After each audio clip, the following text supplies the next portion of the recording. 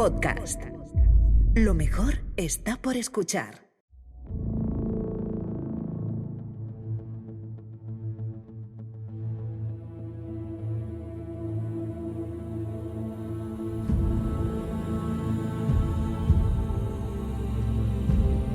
La mítica falange macedónica ha sido derrotada por las tropas de Tito Quincio Flaminino. Sin embargo, el final de esta batalla solo ha plantado las semillas de la próxima guerra. Grecia no ha salido de una cuando ya está a punto de meterse en otra, pues la inminente amenaza del rey seleucida Antíoco empieza a asomar la cabeza. Hoy nos zambulliremos en el friquismo absoluto de la mano de Polibio para analizar por qué el letal sistema de combate romano logró destrozar a la implacable formación macedónica, y seremos testigos de cómo los buitres se abalanzan sobre los restos del poder de Filipo V de Macedonia. Te doy la bienvenida a Roma, a Eterna.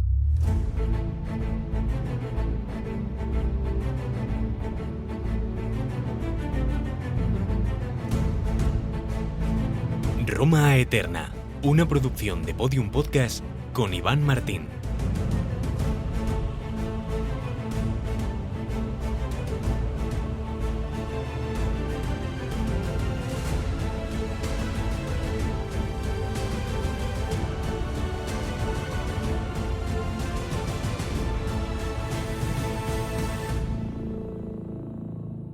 Programa 190 de Roma Eterna, 102 de la República, y tengo que decirte que estoy nervioso.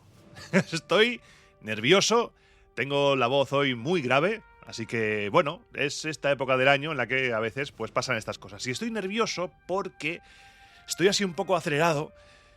Estoy grabando esto a 26 de marzo, el día de lanzamiento de Roma Victa, de mi nueva criatura, de mi nuevo libro con Roca Editorial, Grupo Penguin Random House, un viaje al inframundo romano, a las derrotas, a las vergüenzas, a los episodios que quizá muchas veces se intentaron tapar, se intentaron evitar, pero que son necesarios, porque para conocer a alguien, para conocer a un imperio o cualquier cosa, hay que conocerlo en sus momentos más bajos.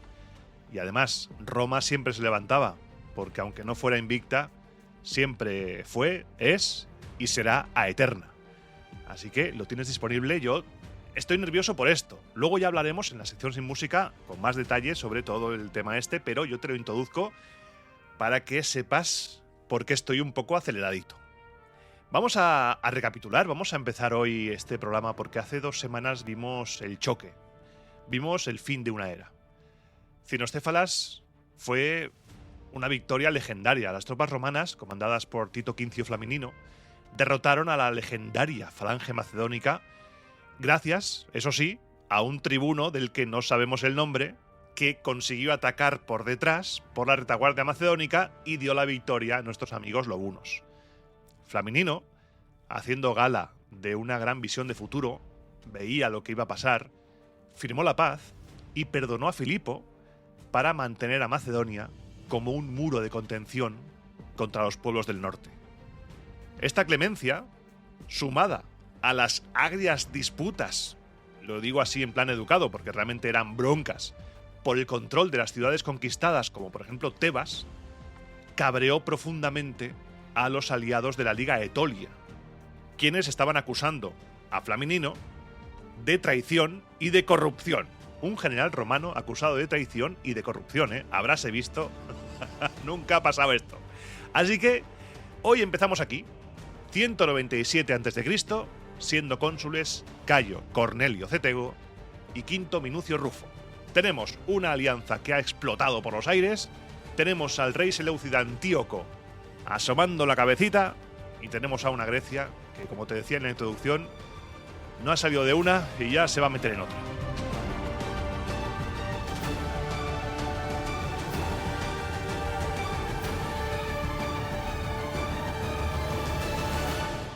Pero antes de avanzar en el relato, quiero que nos metamos de lleno en el friquismo absoluto. Vamos a coger día y hora tú y yo para ingresar en el frenopático romano, porque en este punto Polibio habló largo y tendido sobre las diferencias entre el armamento romano y el macedónico y si paso por alto esta disertación de Polibio, estaríamos traicionando e insultando a muchos dioses. Vamos a ponernos en contexto. Ahora mismo estamos en el relato de Roma Eterna de la República en el 197 a.C. Polibio ahora mismo es un chiquitín de unos 3 años, nacido en Megalópolis, en Arcadia, en el Peloponeso, que ahora mismo ignora que dentro de unos 30 años, más o menos, va a ser llevado a Roma como rehén y acabará entrando al servicio de un señor llamado Lucio Emilio Paulo Macedónico, e incluso también ignora que combatirá en la Tercera Guerra Púnica. Polibio va a escribir su obra con la intención de explicar cómo Roma pudo imponerse en el Mediterráneo. Y este que estamos viviendo es uno de los momentos clave, por lo que toca encajar la explicación de Polibio en el mismo punto en el que lo hace él. Así que te voy a introducir esta parte con la lectura de cómo nos mete en el tema, porque es interesante, y después te cuento lo que nos dice. Iván del futuro, ponme efectos de sonido de papeles, moviendo papeles, así, y escribiendo cosas. Ahí, venga.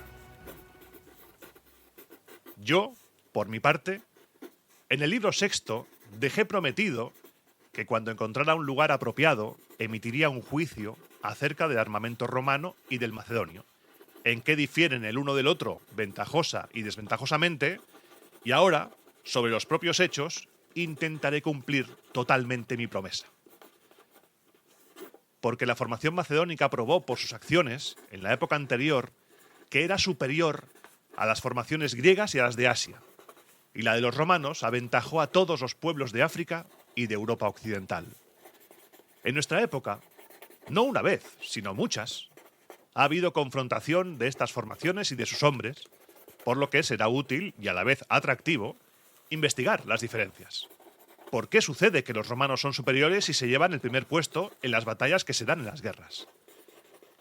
No digamos que es solo por un azar, ni felicitemos sin más a los triunfadores, que es lo que hacen los hombres necios. Sepamos las causas verdaderas y alabemos y admiremos razonadamente a los generales. De las batallas que los romanos sostuvieron contra Aníbal y de las derrotas que sufrieron no es preciso tratar otra vez, ya que si experimentaron tales desastres no fue debido a su armamento ni a su formación, sino a la habilidad y al talento de Aníbal, cosa que nosotros ya pusimos en claro y demostramos con ocasión de las mismas contiendas.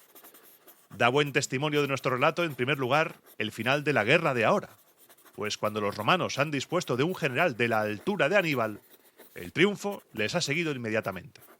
En segundo lugar, el mismo Aníbal, que descartó su armamento tradicional y así que obtuvo el primer triunfo, armó sus tropas al punto con armas romanas. Y desde entonces las usó siempre más.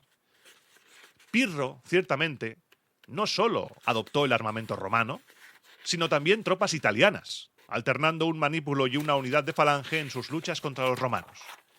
Pero ni así consiguió vencer, sino que el resultado de sus batallas siempre le resultó dudoso. Acerca de estos temas era preciso anteponer lo dicho para evitar cualquier cosa que se oponga a nuestras afirmaciones. Y ahora trato ya directamente la comparación propuesta. Así nos introduce Polibio el texto y, bueno, dejando de lado que este señor expone el tema como si fuera la final de la Champions o la final de la Libertadores de Grecia, dice: estos ganaron a estos de aquí y estos otros a estos de aquí. Es como si fuera el cuadro de cuartos de final, semifinales y la final fuera legiones contra falange. Pero además de eso, a mí me parece muy interesante lo que cuenta sobre Aníbal y sobre Pirro, porque nos enseña que en una campaña larga es imposible que nosotros visualmente tengamos un ejército enfrente, como por ejemplo en Gladiator. Gladiator, la primera escena en la cual aparece Máximo Décimo Meridio a caballo y los legionarios a su lado, ahí formando, es imposible. No puedes llevar un ejército en campaña larga con el mismo equipo, todos uniformados igual, todos ahí. En esa época era imposible. Habrá remiendos, cogerán armas del enemigo, armaduras. La vida no es la columna trajana. Pero volviendo al tema, que se me va, Polibio nos cuenta en su texto que cuando la formación se aprieta, la formación de falange se aprieta para entrar en combate, cada hombre ocupa un espacio de 3 pies de ancho. La sarisa, la lanza, el elemento definitorio de esta formación, presentaba una longitud variable. Si bien en época de Alejandro podría alcanzar los 16 codos, para este momento, esta época, ya se ha estandarizado en 14 codos, unos 6 metros y algo, de madera, de cornejo, que eso es un auténtico dispositivo de seguridad a largo alcance. El cálculo de Polibio es, vamos, demoledor. Si descontamos la distancia entre las dos manos que empuñan el arma y la parte trasera que sirve para mantener la sarisa abatida a modo de contrapeso, que son unos 4 codos, unos 1,76 m más o menos, quedan sobresaliendo por delante del cuerpo del hoplita 4,5 metros casi. Tú imagínate 4,5 metros por delante tuyo. Pero es que no se queda ahí la cosa, porque las picas de la segunda, la tercera y la cuarta fila también sobresalen por delante de la primera fila. E incluso Polibio dice que las sarisas de la quinta fila sobresalen por delante unos 88 centímetros. Hazte una idea del puercoespín de la muerte que tienes delante. Porque esto genera una densidad de puntas tal que cualquier aproximación frontal tú vas por delante y es un suicidio. Para ilustrar esta densidad, Polibio recurre a la poesía y cita directamente la Ilíada de Homero, afirmando que estos versos que yo te voy a leer reflejan la realidad con una belleza y una verdad absolutas, ya que las filas distan apenas 88 centímetros, 2 codos, unas de otras. Y dice así: juntó casco con casco, escudo con escudo, hombre con hombre, y los penachos brillantes de los cascos de crin de caballo se unían al agacharse. Tan apretados se colocaron. A continuación, Polibio disecciona el empuje de esta maquinaria diseñada con 16 hileras de profundidad. Los soldados, situados a partir de la sexta hilera, quedan fuera del alcance directo del enemigo, así que estos llevan las picas apoyadas sobre los hombros de sus compañeros delanteros, apuntando hacia arriba. Esto crea un techo impenetrable que asegura la formación y los defiende de los proyectiles que caen desde lo alto. Además, los hombres de retaguardia empujan con sus cuerpos a las filas delanteras, por lo que suman una presión brutal al ataque e impiden, físicamente es imposible, que los hombres de vanguardia, los de delante, puedan dar media vuelta y huir. Frente a este muro insuperable, que tú dices, ¿esto qué es? ¿Qué es esto? Polibio contrapone el sistema romano. Nos cuenta que los legionarios ocupan ese mismo espacio inicial de 3 pies cuadrados, pero su modo de luchar es individual. El legionario requiere un espacio operativo individual para pivotar sobre su scutum, cubrir sus ángulos muertos y ejecutar las maniobras de esgrima de gladius, que permite tanto el tajo lateral como la estocada punzante, que es mucho más letal el apuñalamiento en distancias cortas. Por ello precisa un orden mucho más suelto, al menos 3 pies de separación entre cada hombre, tanto a sus lados como a su espalda. Polibio cruza los datos y llega a una conclusión. Nos cuenta que cada legionario se enfrenta de golpe a 2 soldados de primera fila de falange, lo que significa que un solo romano choca contra 10 picas a la vez. Claro, Polibio dice, a ver, esto es impotencia absoluta. El legionario romano es incapaz de golpear o apartar tantas lanzas, por muy rápido que fuera, por muy ninja o Bruce Lee que fuera. Y encima, para empeorar las cosas, los romanos apostados en la segunda línea quedan bloqueados sin posibilidad alguna de colaborar con el de adelante ni de usar sus espadas en esa melee frontal de locura. Polibio llega entonces a la conclusión de que resulta completamente imposible resistir el ataque frontal de la falange mientras ésta se mantenga cohesionada y tenga su fuerza intacta. Entonces Polibio se plantea la gran pregunta. Si es tan listo, ¿por qué está muerto? Más o menos. Si la falange macedónica era tan perfecta, ¿qué causaba entonces el triunfo de los romanos y cuál era el fallo de la formación en falange? Y para responder esta pregunta nos habla de la guerra misma, del conflicto bélico. La guerra impone sus propias reglas. Ocurre en terrenos y momentos totalmente impredecibles. La falange exige un escenario muy concreto para desplegar todo su potencial. Polibio admite que si los ejércitos rivales estuvieran obligados a combatir siempre en el momento y lugar propicios para la falange, esta formación sería, victorias tras victorias. El gran problema es que resulta muy fácil esquivar estas condiciones. Polibio nos cuenta esas condiciones que necesita la falange para poder desplegarse. Nos habla de llanuras perfectas, nos habla de zonas limpias de vegetación, libres de obstáculos, como por ejemplo obstáculos, dice, fosos, surcos en la tierra, barrancos, corrientes fluviales. Encontrarse con cualquiera de estos obstáculos en pleno avance ya era suficiente para desbaratar y echar a perder por completo la formación, nos cuenta Polibio. Y claro, encontrar un terreno con estas características idóneas, o sea, es que lo quieres todo. No puedes tenerlo todo en la vida. Es casi imposible. Y entonces Polibio va un paso más allá y nos presenta un escenario hipotético. Supongamos, vamos a jugar tú y yo, aquí que estamos solos, supongamos que los macedonios encuentran esa llanura perfecta, ese unicornio territorial. Si el ejército enemigo decide ignorarlos, ahí os quedáis, y se dedica a recorrer el país, lo que es la provincia, la comarca donde esté, devastando el territorio, arrasando ciudades y atacando a los aliados, la falange pierde toda su utilidad. Ante esta situación, el general que esté al mando de la falange se enfrenta a un callejón sin salida, a un dilema de morir o morir casi. Porque si la falange decide quedarse clavada en su territorio ideal para no salir, abandonas a tus aliados, firmas tu sentencia de muerte. Porque el enemigo, convertido en dueño absoluto del campo colindante, te corta las líneas de suministro. Pero si el general de la falange decide abandonar el terreno llano para pasar a la acción y perseguir a ese ejército que está devastando el territorio aliado, el adversario aprovechará el terreno irregular para manejar la falange y derrotarla a su antojo. Después Polibio nos habla de la doctrina militar romana, porque incluso aunque en el caso de que el enemigo acepte combatir en el terreno llano, siempre tiene la opción de mantener una pequeña parte de tropas alejada del choque inicial. Al reservarse estas fuerzas en lugar de arriesgarlo todo, pueden reaccionar a la embestida macedónica. Y esta es precisamente la maniobra táctica que utilizan los romanos.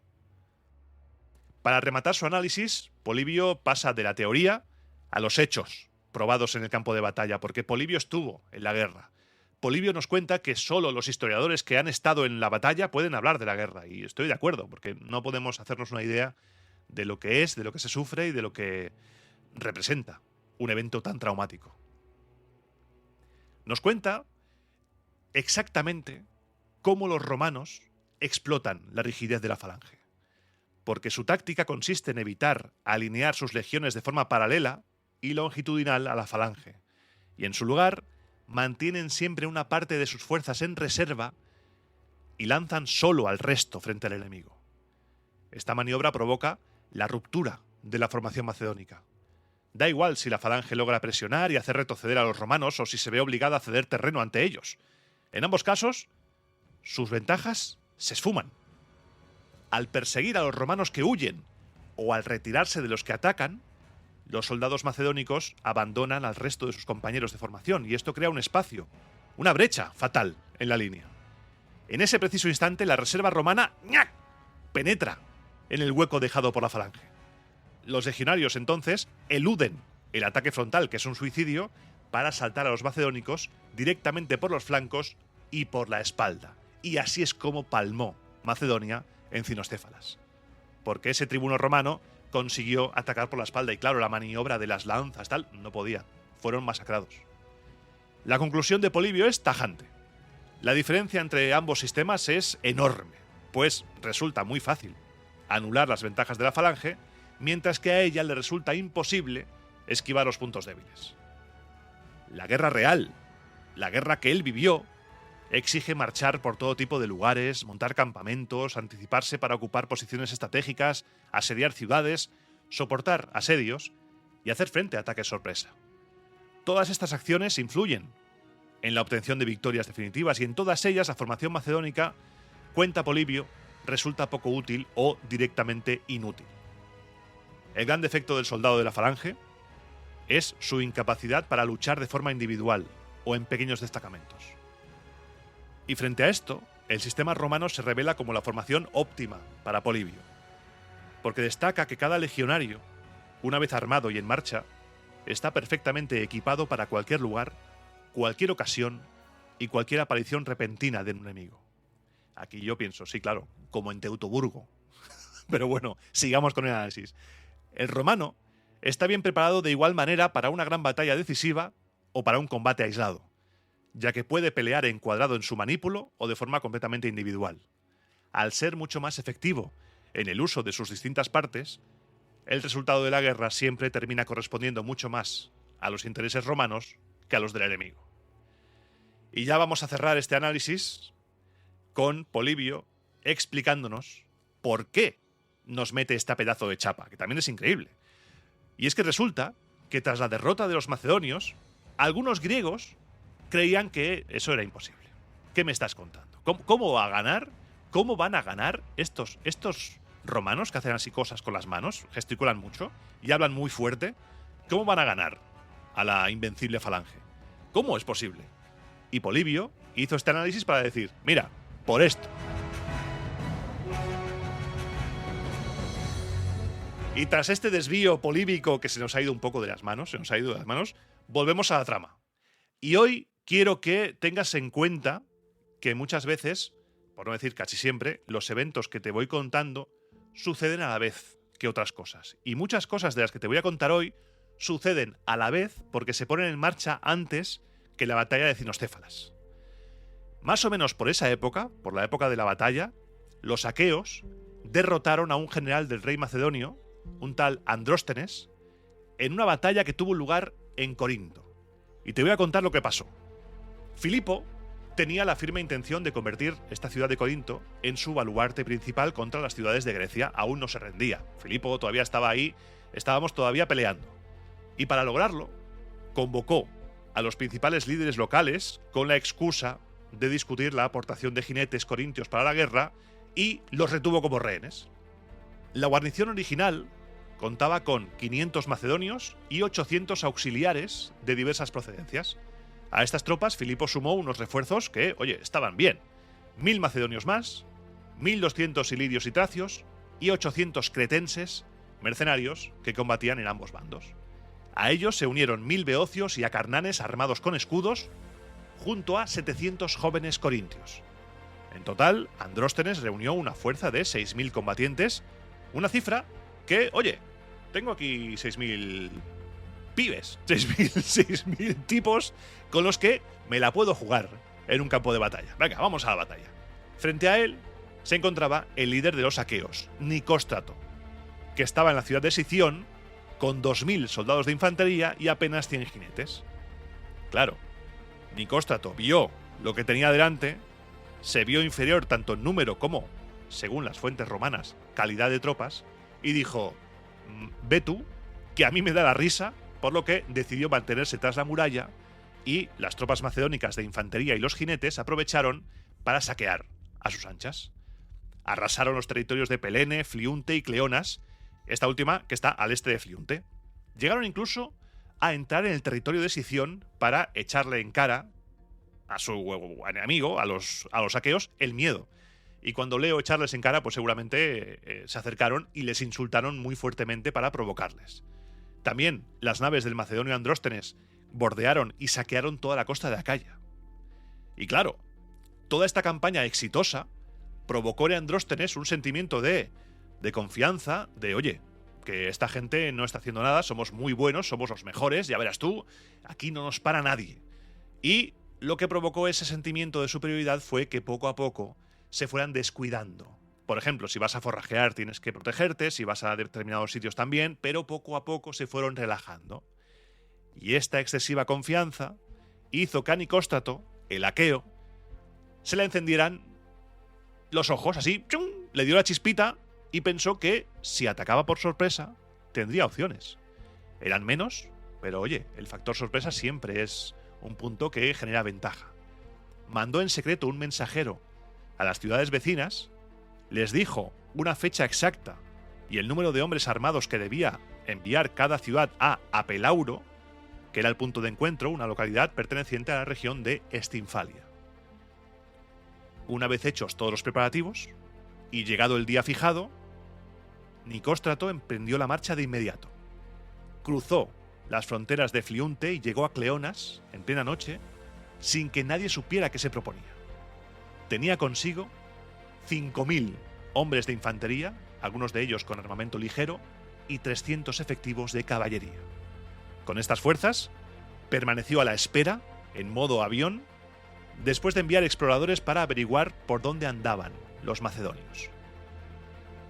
Por la otra parte, sin tener ni idea de estos movimientos, Andróstenes, el macedonio, confiado, partió de Corinto. Estableció su campamento junto al río Nemea, conocido en la actualidad como río Kutsomodi, una corriente de agua que discurría entre Nemea y Sición hasta desembocar en el Golfo de Corinto. Una vez asentado, Andróstenes envió a la mitad de su infantería, dividida en 3 cuerpos, acompañada por toda su caballería. Sus órdenes eran sencillas. Cada cuerpo debía tomar diferentes direcciones y saquear de forma simultánea los territorios de Pelene, Sición y Fliunte. Las 3 columnas partieron de inmediato con rumbos diferentes. Al recibir estas noticias en Cleonas, Nicóstrato vio su oportunidad y reaccionó con rapidez. Envió por delante un numeroso contingente de mercenarios con la misión de ocupar el paso que conduce al territorio de Corinto. A continuación, situó a su caballería en la vanguardia para ganar terreno y marchó tras ellos a toda prisa, dividiendo su propio ejército en 2 columnas. En la primera, avanzaban las tropas mercenarias junto a la infantería ligera y en la segunda marchaban los soldados armados con escudo, el contingente fundamental y el más importante de los ejércitos de aquellos pueblos. Cuando la infantería y la caballería aqueas se encontraban ya a muy corta distancia del campamento macedonio, algunos de sus guerreros tracios atacaron a los hombres de Andróstenes, del macedonio, que merodeaban dispersos por los campos. La alarma cundió de golpe en las instalaciones. Andróstenes se quedó de piedra. ¿Qué es este suceso? ¿Qué ha pasado? Hasta ese día, siempre había observado a sus enemigos confiados en pequeños grupos frente a Sición en las colinas, reacios a bajar del llano. Le resultaba completamente impensable que hubieran marchado hasta su posición directamente desde Cleonas. Estaba flipando. Ante la urgencia, ordenó hacer sonar las trompetas para reclamar a los hombres dispersos fuera de las empalizadas, como en el Age of Empires, le das a la campanita en el centro urbano, y todos corriendo. Mandó a sus tropas empuñar las armas a toda prisa. Salió por las puertas con sus efectivos mermados y formó una línea de combate a orillas del río como pudo. Los hombres se reagruparon como pudieron, se alinearon a duras penas y no aguantaron la primera carga del enemigo. Los macedonios acudieron en mayor número junto a los estandartes y mantuvieron viva la esperanza de victoria durante un tiempo, pero la huida de los compañeros, que no habían podido formar, los dejó desprotegidos. Pronto se vieron presionados por 2 formaciones enemigas. Recuerda, dividieron en 2 a sus tropas los aqueos. La infantería ligera atacaba por el flanco, mientras los soldados con escudos clipeos y cetras los embestían por el frente. Al llevarlas de perder, los macedonios comenzaron a retroceder. Al verse arrollados, dieron la espalda al enemigo, arrojaron sus armas y, perdiendo toda esperanza, huyeron hacia Corinto. Nicóstrato no se detuvo. Envió a los mercenarios a perseguir a los fugitivos y lanzó su caballería y los tracios contra las tropas que aún devastaban los campos de Sición. Ambos ataques provocaron una matanza colosal, casi mayor que la sufrida en la batalla. El caos se apoderó de los macedonios, como es normal. Parte de los hombres que regresaban de saquear Pelene y Fliunte entraron directamente en los puestos de guardia enemigos, confundiéndolos con los suyos al regresar sin saber nada. Tú imagínate, llegas a tu campamento, hola, muy buenas, vengo de saquear, y te encuentras al enemigo. Bueno, terrible. Los soldados macedonios huyeron tan desorientados que los propios campesinos locales atraparon a muchos mientras vagaban sin rumbo y los mataron. El saldo para los macedónicos de aquel día fue devastador: 1500 caídos y 300 presos.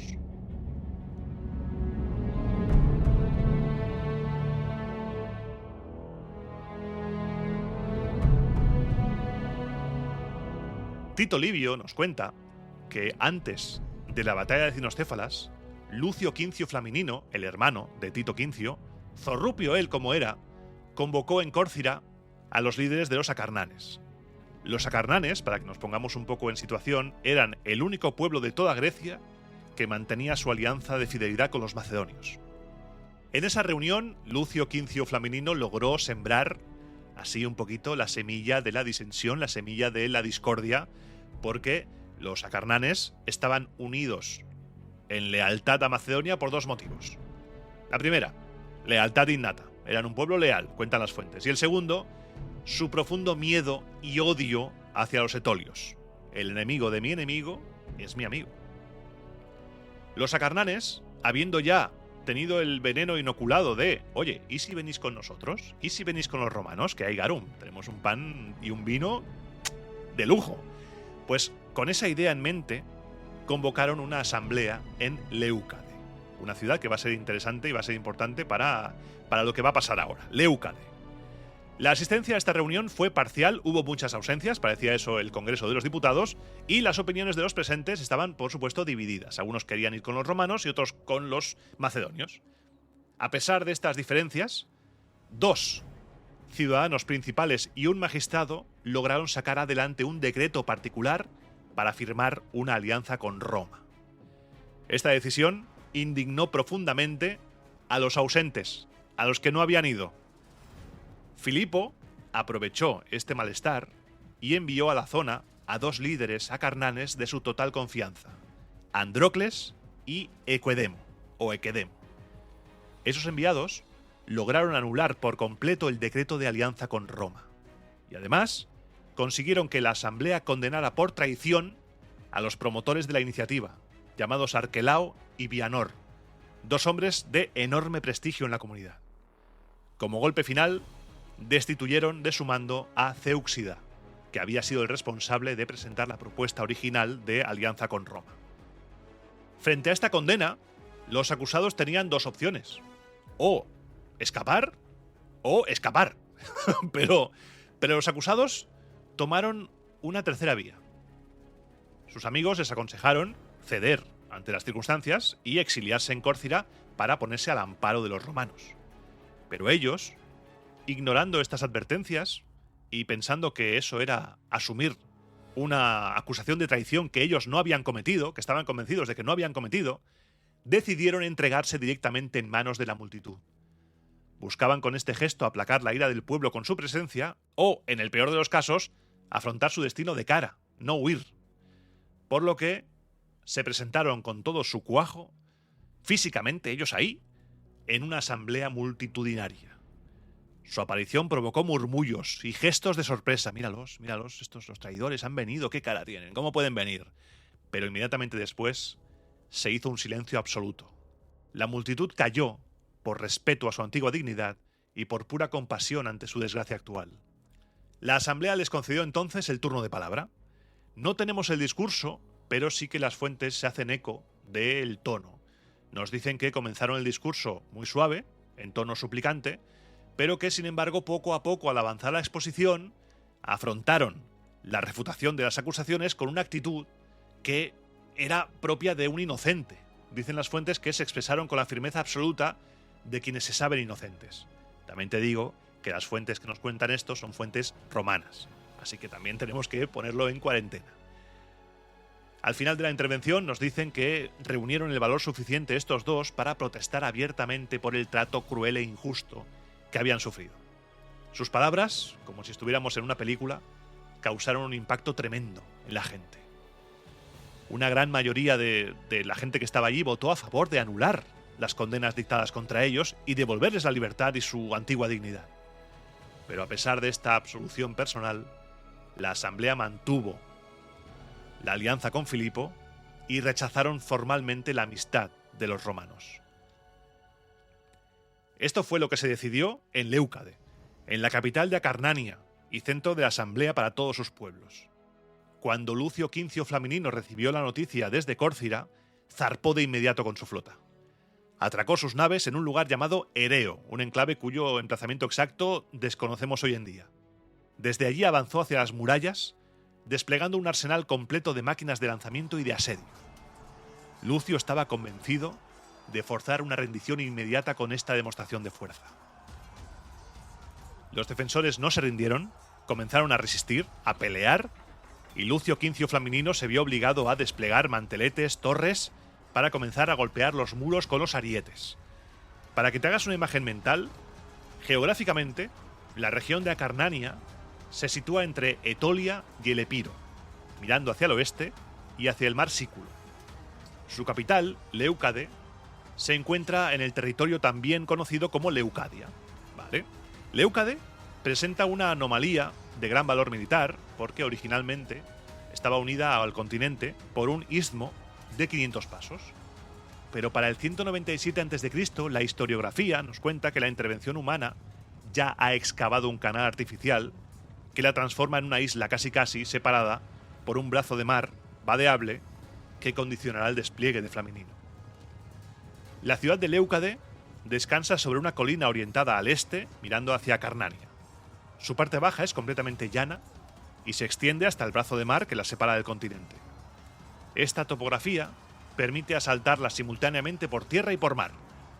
Las aguas que la circundan son mansas, son similares a las de un estanque, nos cuentan las fuentes, y la llanura terrestre resulta perfecta para desplegar los trabajos de asedio, o sea que todo estaba yendo a pedir de Milhouse para las tropas romanas. Bajo el castigo de los arietes y los trabajos de zapa, las murallas comenzaron a derrumbarse en múltiples puntos a la vez. Sin embargo, la vulnerabilidad de la ciudad contrastaba radicalmente con el valor de los defensores. Los acarnanes trabajaban día y noche para reconstruir los tramos abatidos y taponar las brechas de los derrumbes. Entablaban combate de forma infatigable, usando sus armas para defender la ciudad de forma activa. No se limitaban a estar detrás de la muralla, no, sino que salían a atacar. Su feroz resistencia amenazaba con alargar el asedio mucho más de lo que habían previsto los romanos. Pero siempre hay un pero en este tipo de historias, porque el punto de inflexión llegó gracias a una traición interna. Siempre hay un traidor, siempre. Un grupo de exiliados de origen itálico, residentes en Leucade, franqueó, dio acceso a la ciudadela a los legionarios romanos. Los romanos descendieron a la carrera desde esta posición elevada, provocando un enorme estruendo. A pesar de todo, los leucadios lograron formar en orden de combate en el ágora y plantaron cara en una batalla campal en toda regla. Mientras ese choque sucedía en el centro urbano, el resto de tropas romanas logró tomar las murallas con escalas en numerosos puntos y entraron definitivamente en la ciudad. Las tropas asaltaron el interior saltando directamente sobre piedras y sobre las brechas. Al mismo tiempo, el propio Lucio Quincio Flaminino consiguió envolver a los defensores formando un largo cordón militar a su alrededor. Atrapados entre dos fuegos, gran parte de los leucadios perdieron la vida combatiendo hasta el final. El resto de hombres, al verse completamente rodeados y sin salida, arrojaron las armas y se rindieron ante el vencedor. En cuestión de pocos días, todos los pueblos de la región de Acarnania se sometieron incondicionalmente a Roma. Esta capitulación en cadena se produjo al llegar las noticias de lo que había ocurrido en Cinostéfalas, porque ahí estaba Tito Quincio Flaminino derrotando a Macedonia. Por aquellas mismas fechas, también antes de la noticia de Cinostéfalas, los rodios aprovecharon el momento de debilidad de Filipo para reclamarle la región continental de Perea, un territorio que había pertenecido a sus antepasados. Para lograrlo, enviaron al jefe Pausístrato al mando de 800 efectivos de infantería aqueos y 1.800 hombres armados. Este contingente auxiliar era una auténtica amalgama de pueblos que incluía galos, pisuetas, tarmianos, tereos, que eran de Perea, laudicenos, de todo. Con estas fuerzas, Pausístrato logró ocupar la estratégica posición de Tendeba en la región de Caria. No te preocupes por estos nombres, te voy a situar. Estamos ahora mismo en el suroeste de Turquía, Asia Menor. Ejecutó esta maniobra en secreto, sin alertar a las tropas del rey macedonio que estaban en la zona. En el momento más oportuno llegaron los refuerzos, 1000 infantes aqueos y 100 jinetes, bajo el mando de Teoxeno. Ante esta amenaza, el enviado que estaba ahí del rey, el prefecto, que cuentan las fuentes romanas que siempre intentan poner el nombre romano a la equivalencia, Dinócrates, pasó a la ofensiva.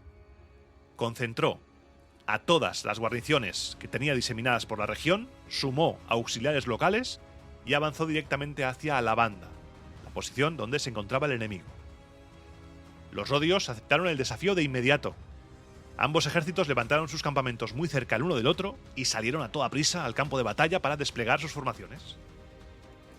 Dinócrates organizó sus tropas distribuyendo a 500 macedonios en su ala derecha y a los agríanes en la izquierda. En el centro, situó a los soldados procedentes de los enclaves fortificados, hombres que habían sido reclutados en la región de Caria, en ese suroeste de Asia Menor, la actual Turquía. Para proteger los flancos, desplegó a su caballería, apoyada por auxiliares cretenses y tracios.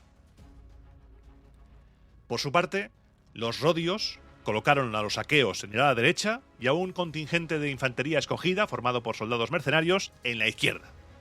El centro quedó en manos de las tropas auxiliares, compuestas por aquella inmensa mezcla de pueblos que te dije antes.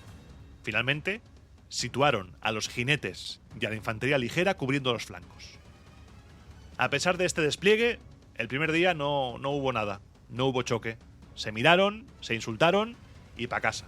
Ambos ejércitos se limitaron a mantener las posiciones y se fueron al campamento. Al día siguiente sí. Al día siguiente ambos ejércitos formaron de nuevo, uno a la orilla de un riachuelo y el otro a la otra orilla del riachuelo, y se pegaron. La intensidad, la fuerza del choque superó con creces lo que cabría esperar de 3.000 soldados de infantería y unos 100 jinetes cada uno. Sin embargo, el coraje era increíble. Los aqueos tomaron la iniciativa. Cruzaron el riachuelo los primeros y se lanzaron al ataque contra los agrianes. Después el resto cruzó también y se unió a la carrera. La lucha estuvo igualada durante mucho tiempo y finalmente, haciendo valer su superioridad numérica local, los aqueos lograron desalojar de su posición a los enemigos. Al ver retroceder a la izquierda, los rodios concentraron todos sus esfuerzos en presionar sobre la derecha para destruirlos. En esa parte, en esa ala derecha, los macedonios aguantaron como si fuera eso un muro.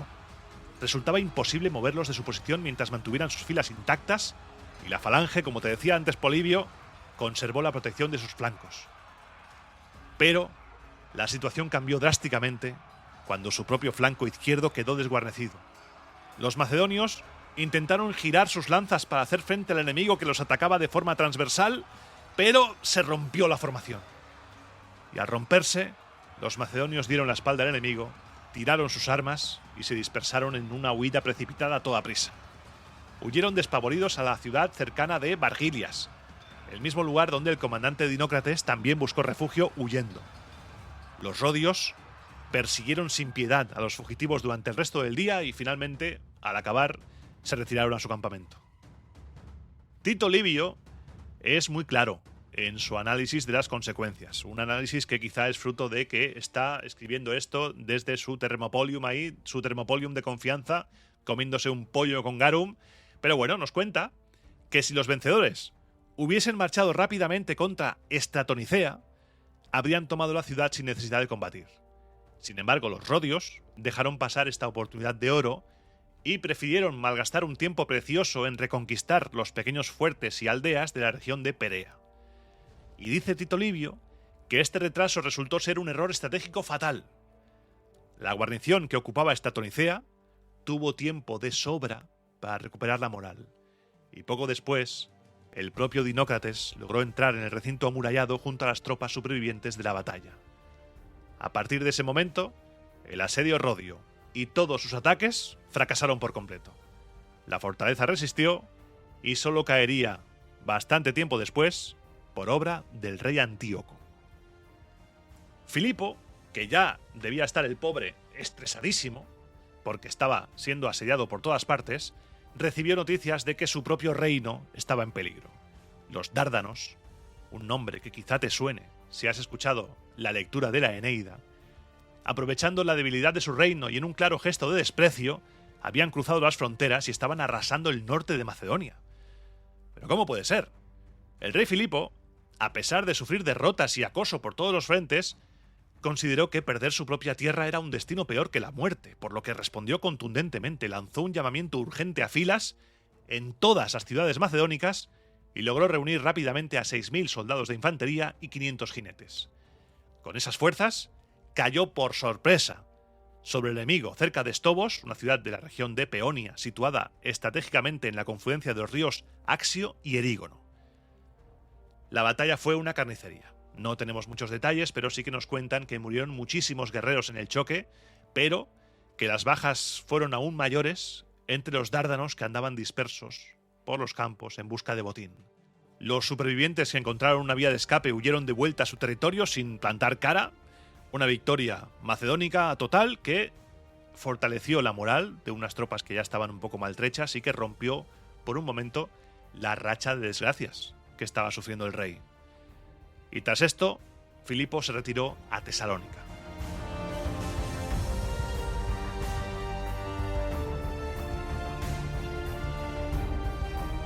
Ahora volvemos al post-Inostéfalas, porque para Roma, la victoria general sobre Filipo llegó en el momento perfecto. Años atrás, la República había logrado concluir la guerra púnica justo a tiempo para evitar luchar en dos frentes al enfrentarse a Macedonia. Lo había puesto en pausa. Ahora, la derrota de Filipo resultaba igual de providencial porque el rey Antíoco estaba desencadenando una nueva guerra desde Siria y parece que poco a poco se estaban convenciendo los senadores de que el siguiente enfrentamiento sería con el rey Seleucida. La capacidad de Roma para compartimentar sus conflictos fue determinante en este momento. Al liquidar la amenaza macedónica antes de la intervención plena de Antíoco, el Senado evitó una conflagración en el Mediterráneo oriental. Esta gestión de tiempos fue providencial, porque los recursos de la República estaban empezando a ser drenados por una insurrección generalizada de la cual te hablaré en el programa que viene en las provincias hispanas. Un frente de desgaste que no permitía distracciones en el este. Porque Antíoco no había perdido el tiempo. Durante el verano anterior, había arrebatado al rey Ptolomeo el control de todas las ciudades de Celesiria, la región situada al sur de Siria y objetivo de constante disputa entre sirios y egipcios. Tras esta conquista, se retiró a los cuarteles de invierno de Antioquía, pero su actividad invernal fue tan intensa como la de una campaña de verano. Puso en marcha todos los recursos de su reino y reunió un contingente colosal de tropas terrestres y navales. A principios de la primavera del 197 a.C., dividió sus fuerzas, envió por delante al grueso del ejército de tierra bajo el mando de sus dos hijos, Ardíe y Mitrídates, no ese Mitrídates, con órdenes estrictas de marchar hasta Sardes y esperarlo allí. Por su parte, el propio Antíoco zarpó al mando de una armada imponente, 100 naves de guerra cubiertas y 200 embarcaciones ligeras entre botes y lanchas. Su expedición tenía un doble objetivo. Primero quería tantear la lealtad de las ciudades sometidas a Ptolomeo a lo largo de la costa de Cilicia, Licia y Caria, lo que es la zona del Levante Mediterráneo y Asia Menor, Turquía. Segundo, planeaba llevar su ejército y su flota en auxilio directo de Filipo, convencido de que la guerra en Grecia todavía no había acabado. Esto está pasando antes de Inostéfalas. Los rodios, como ya te he contado antes, llevaron a cabo muchas operaciones por tierra y por mar antes y a la vez que la batalla de Inostéfalas. Todos estos eventos están en marcha y siguen su curso. Los rodios también tenían un objetivo doble. Los rodios querían demostrar su lealtad al pueblo romano y también querían defender al conjunto de los griegos. Su acción más espléndida, sin embargo, no fue militar. El momento en el cual, y me vas a disculpar la expresión, se la sacaron, fue cuando le metieron un pedazo de órdago diplomático a Antíoco, que es puro cine. Porque, sin dejarse intimidar por la amenaza de una guerra inminente, enviaron una embajada oficial al rey Antíoco con una advertencia. Le exigieron detener su avance antes de llegar a las Quelidonias. Las Quelidonias, este punto geográfico, estaba formado por unas pequeñas islas de Licia ubicadas más allá del Golfo de Panfilia. No es un lugar aleatorio. Estas Quelidonias marcaban la frontera de la mítica paz de Calias, el antiguo tratado entre Atenas y Persia que prohibía a las flotas orientales navegar más allá de ese límite. Los rodios estaban invocando la barrera histórica que protegía a Grecia de Asia. Lanzaron los rodios un ultimátum. Cualquier intento de rebasar las Quelidonias, con efectivos navales o terrestres, sería interpretado como un casus belli. Esta postura buscaba mantener el equilibrio de poder, impidiendo que se unieran Antíoco y Filipo, algo que hubiera sido desastroso para los intereses romanos en la zona. En el momento de recibir este ultimátum, Antíoco se encontraba en plena campaña militar. Para que te hagas una idea, estaba barriendo la costa sur de la actual Turquía de este a oeste. Su avance por la región de Cilicia había sido arrollador. había tomado una retahíla inmensa de ciudades costeras casi sin oposición, poblaciones que abrían sus puertas voluntariamente o paralizadas de terror. La única excepción había sido Coracesio, la actual Alania, que cerró sus puertas y logró detener en seco el avance del rey. Fue precisamente allí, frente a los muros de Coracesio, donde Antíoco recibió a los embajadores rodios. El tono de la embajada era lo suficientemente provocador como para desatar la furia del rey, pero Antíoco respiró y logró contener su cólera. Respondió anunciando el envío inminente de sus propios emisarios a Rodas, cuya misión oficial sería renovar los antiguos lazos de amistad entre sus antepasados y la ciudad isleña. Además, garantizó a los rodios la seguridad absoluta de su territorio y el de sus aliados frente a la llegada de sus ejércitos. Antíoco se preocupó por dejar bien claro su deseo de mantener intacta su amistad con Roma. Como prueba de ello, recordó los honrosos decretos y las amables respuestas que el Senado había dedicado a su persona. De hecho, los embajadores de Antíoco acababan de volver de Roma. Habían sido recibidos y despedidos con una cortesía diplomática extrema, con un agasajo increíble. Pero la aparente cordialidad romana era en realidad una maniobra dilatoria. Los patres necesitaban neutralizar a Antíoco mientras el frente macedónico siguiera encendido. Los patres necesitaban neutralizar a Antíoco mientras el frente macedonio permaneciera abierto, evitando el riesgo de una guerra simultánea contra dos potencias de primer orden, porque hablaremos del Imperio Seleucida más adelante, pero este tío, Antíoco, es quizá el rey más poderoso de su tiempo en esa zona. Mientras los enviados del rey exponían todos estos argumentos tranquilizadores ante la asamblea de Rodas, no os preocupéis, no va a pasar nada, somos amigos, todo bien, de repente llegó un mensajero que lo cambió todo. La guerra ha terminado, victoria romana en Cinostéfalas. Al enterarse de la derrota aplastante de Filipo, los rodios ya perdieron el miedo a la unión de los dos reyes. Cancelaron sus planes bélicos y renunciaron a interceptar a Antíoco con su flota. Sin embargo, mantuvieron su segundo gran objetivo, salvaguardar la libertad de las ciudades aliadas de Ptolomeo, sobre las que todavía se cernía la amenaza de la maquinaria del monarca seleucida.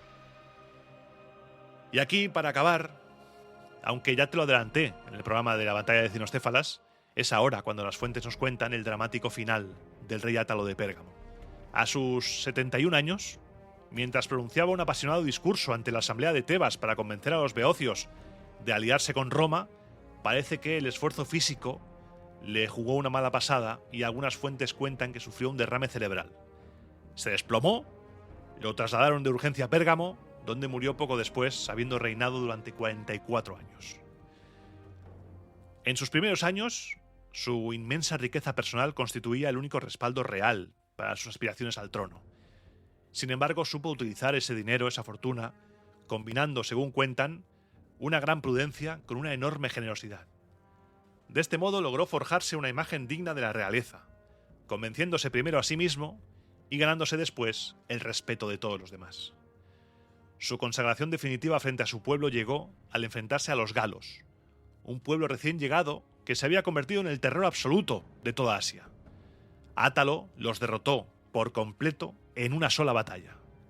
Tras esta apoteósica victoria, asumió formalmente el título de rey y mantuvo siempre un talante a la altura de esa inmensa dignidad. Cuenta Tito Livio que gobernó a su pueblo impartiendo la máxima justicia y demostró una lealtad inquebrantable hacia sus aliados. Era amigo de Roma, cómo se nota, Cuando escriben amigos, cómo se nota.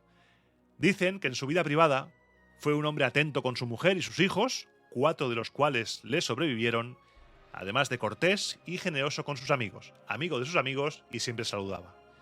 Al morir, legó un reino tan estable y fuertemente consolidado que su dinastía lograría mantener la corona de forma ininterrumpida hasta la 3ª generación.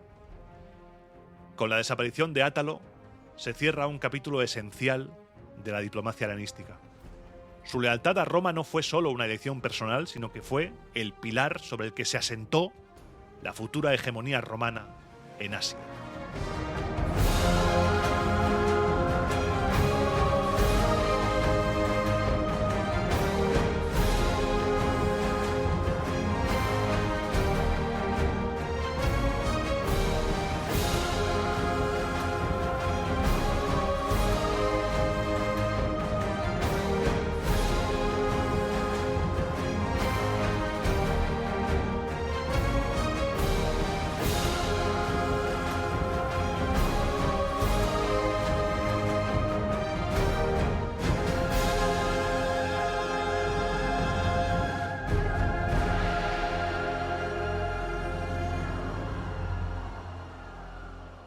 Uf, uf.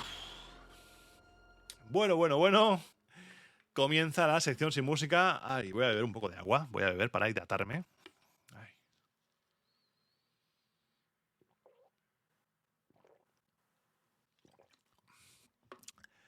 Ay. Primero de todo, muchas gracias por llegar hasta aquí. Muchas gracias por escuchar el programa, por seguir las aventuras, las locas aventuras de Roma. Y vaya momento, ¿eh? Estamos viendo ahora el fin de la guerra con Macedonia, que habrá otra, y el auge de Antíoco, del cual hablaremos, si no en el siguiente, en el próximo habrá un mini apartado para hablar de Antíoco y del Imperio Seleucida, porque es un pedazo de imperio ese también, ¿eh?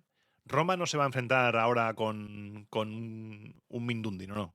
Antíoco es cosa seria, descendiente de Seleuco, descendiente de un general de Alejandro, va a ser también potente. Y hoy, en esta sección sin música, aparte de darte las gracias como siempre y después hacer spam de las redes y demás, quiero que hablemos de Roma Victa, que te lo he dicho al principio, pero quiero que ahora podamos hablar largo y tendido, porque estoy muy nervioso con el lanzamiento, estoy ahí grabando hoy esto para aislarme, para hacer un poco de burbuja, y es que jamás imaginé que fuera a tener un libro y menos 3. Este es el tercero. El primero fue Roma Eterna, el ascenso de la República, luego la caída de la República, que los tienes editados por la Esfera de los Libros, que son la historia completa de la República, y este es otro rollo. Este es diferente. Porque el estilo de los dos primeros era muy del podcast, porque eran guiones, prácticamente eran guiones del podcast. Tú leías el libro y el podcast. Pero aquí es algo nuevo.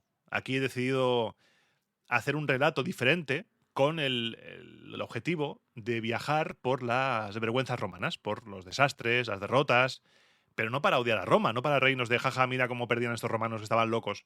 No, para conocerla mejor, para saber cómo se contó a sí misma, para saber cómo se levantaba una y otra vez, para descubrir una Roma más allá del mito que siempre nos cuentan de Roma victoriosa, Roma gloriosa, maquinaria bélica imparable, todo eso. Y entonces se me ocurrió como punto de partida, en el viaje a Roma de este año pasado, me destrocé las rodillas, me caí, me metí una hostia, no sé si lo conté en una sección sin música, me metí una hostia tremenda, y el libro empieza, pues cuando estoy sentado en el foro, al lado del arco de Tito, hay una fuente, y hay un banco ahí, y entonces yo estaba sentado ahí, y ese banco es justo la subida hacia el Palatino. Y sentado ahí, comienza el relato, y después me convierto en la Sibila de Cumas y te guío por el inframundo y cada paso son 4 niveles, cada nivel va siendo cada vez más oscuro, más derrotas, las he agrupado por áreas temáticas hasta llegar a hablar de cosas como el final, pues Atila, hablamos de batallas que son de la época imperial, de la subasta del trono, hablamos de Sapor, hablamos de un montón de temas que en el podcast aún no hemos llegado, pero que será interesante cuando lleguemos a analizarlas con detenimiento, y son bonitas. Entonces este libro es algo diferente. Quizá yo me lo tomo como el primer libro. Este es mi primer libro, porque los dos primeros sí que son mi primer, segundo libro, sí, pero son el podcast. Este es algo diferente. He intentado hacer algo diferente. Que sigo siendo yo, pero es como, no es cronológico, no es siguiendo la estructura del podcast, es algo, otra cosa, es otra cosa. Espero que te guste, lo tienes disponible tanto en físico como en digital, en las grandes plataformas y en tu librería de confianza lo puedes pedir, sin problema, por supuesto, tú cómpralo donde quieras apoyar, tú cómpralo. Y ya hablaremos de las presentaciones, porque se viene un mes de abril muy loco. Sí que te puedo confirmar que me han dicho que, salvo cosa que pase mala, estaré en la Feria del Libro de Madrid. San Jordi no sé si da tiempo.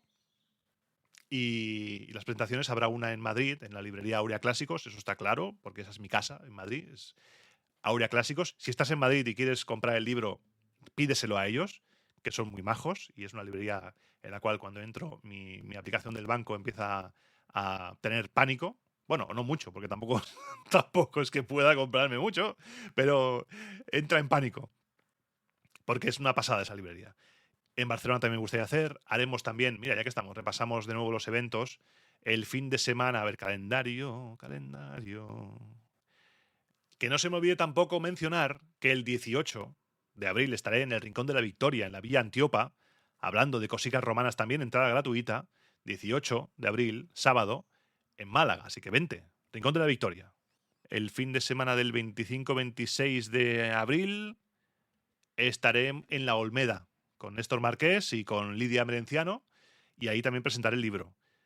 Y el 19 de abril nos vemos en el teatro, ¿no? ¿Tienes tu entrada? Espero que sí. César, el hombre que desafió a Roma. Vamos a hacer cosas cesarianas.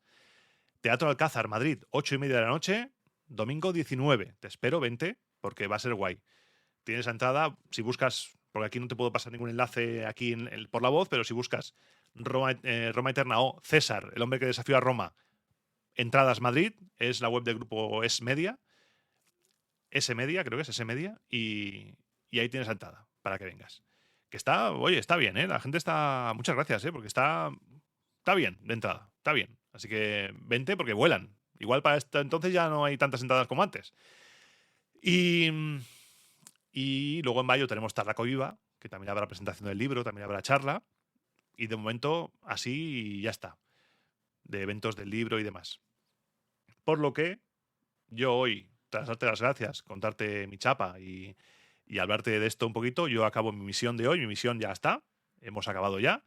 Recordándote, como siempre, que te suscribas al podcast en tu plataforma de confianza que te guste, que lo compartas, que hablas de Roma Eterna con todo el mundo, que le cuentes a la gente que si te gusta el podcast, pues oye, que igual hay gente que le gusta también. Las cosas romanas son muy seguidas. La gente le gusta. Pues oye, tú dale.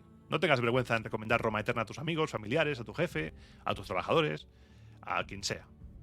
Y si quieres apoyar el podcast, puedes apoyar a través del botoncito azul de iVoox, a través de Patreon, patreon.com/Iván Martín, o a través de la plataforma Ko-fi, donde me puedes invitar a un chupito de garum. Así que creo que no me dejo nada más. Así, el correo, si quieres escribirme, escríbeme a romaaeternapodcast@gmail.com, romaaeternapodcast@gmail.com, y estoy en Twitter, Roma Eterna FM, en Instagram, Roma Eterna Podcast, y ya está. No te voy a dar más a chapa. Bueno, WhatsApp y Telegram, sí. Si buscas ahí estoy, canal y grupo. Por lo que ya estamos. Sin más, deseando que los dioses os sean propicios tanto a ti como a los tuyos, te espero la semana que viene, pasa de lista, en el próximo programa de Roma a Eterna.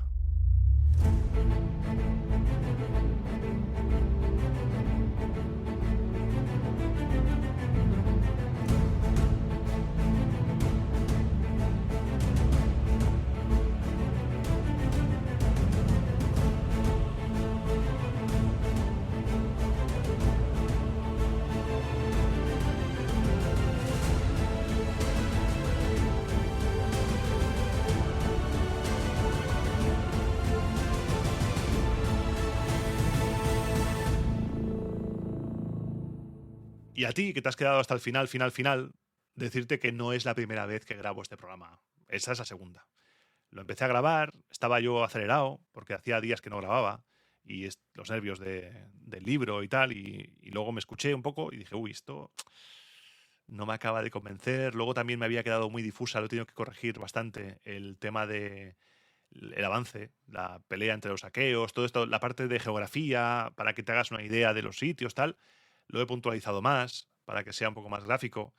Estamos aprendiendo continuamente y los nervios y todo lo que pasa alrededor y tal, pues hoy estoy agitado porque el lanzamiento del libro me tiene nervioso. Así que muchas gracias por llegar hasta aquí, muchas gracias por escucharme. Sin ti esto no sería posible. Gracias por permitirme vivir este sueño y por muchos años más. Espero que estés bien, que tu familia esté bien y te espero en el siguiente, ¿eh? No faltes. Un abrazo. Adiós.